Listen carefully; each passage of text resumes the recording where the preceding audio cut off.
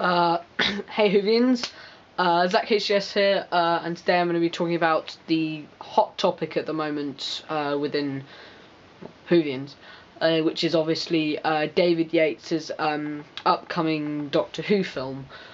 Now, when I first heard about this, I was a bit opposed to the idea of it being non-continuity to the television series.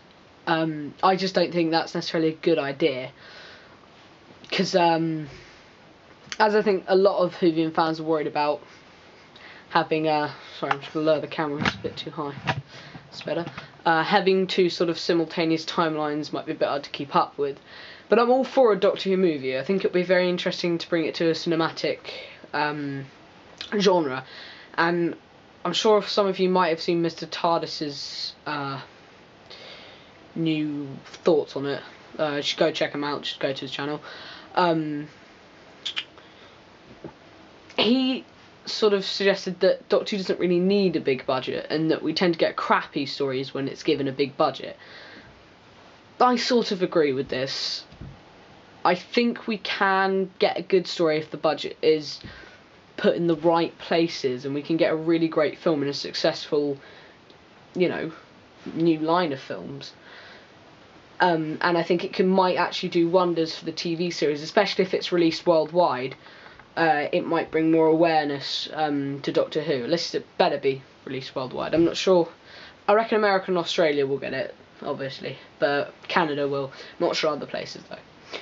I think yeah, it could do quite a lot for the TV series, even if it is non-canonical. But yeah, I'm looking forward to seeing that. Still a little annoyed that it's not canon, and also actors is obviously a big part, you know, to play the Doctor. It's one of the most iconic roles in English history. There have only been 11 official actors of it, so, you know, prestigious club, obviously. I think personally, as MrTardis does, I think Benedict Cumberbatch would be a good choice, James Nesbitt would, and so would Michael Fassbender. They would be very good choices. That's what MrTardis suggested, and I completely agree with him. One other person who I also think would be a good actor to play the Doctor, well, he would have the potential to do it really well, is Hugh Laurie. He's one of my favourite actors. I think he could do it very well. He's British, obviously. He could do it really well. He's best known for, like, Blackadder, a bit of Fry and Laurie, and House, obviously.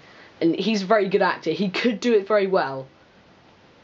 But I'm struggling when I think about him as the Doctor. I struggle to think about what he would bring to that, because I keep thinking of him as House, obviously, because I love that show. Yeah, so I think they need to get it right. If they don't get it right, we probably won't ever get another Doctor Who film, because there've been 2 TV films and 2 other actual big screen movies.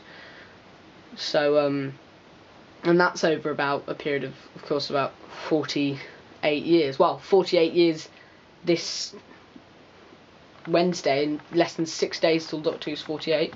Always a nice little month, November. Always my favourite month, apart from my birthday, obviously. Yeah, I think they could get this right, or it could go horribly wrong. And as David Yates said in the Variety interviews, it's going to take 2 or 3 years.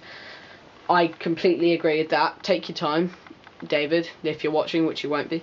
Yeah, basically those are my thoughts. Not very good, I know, but go check out MrTardis. His thoughts. His is much better, and his ideas are awesome. Go check that out. I'll put a link in the description.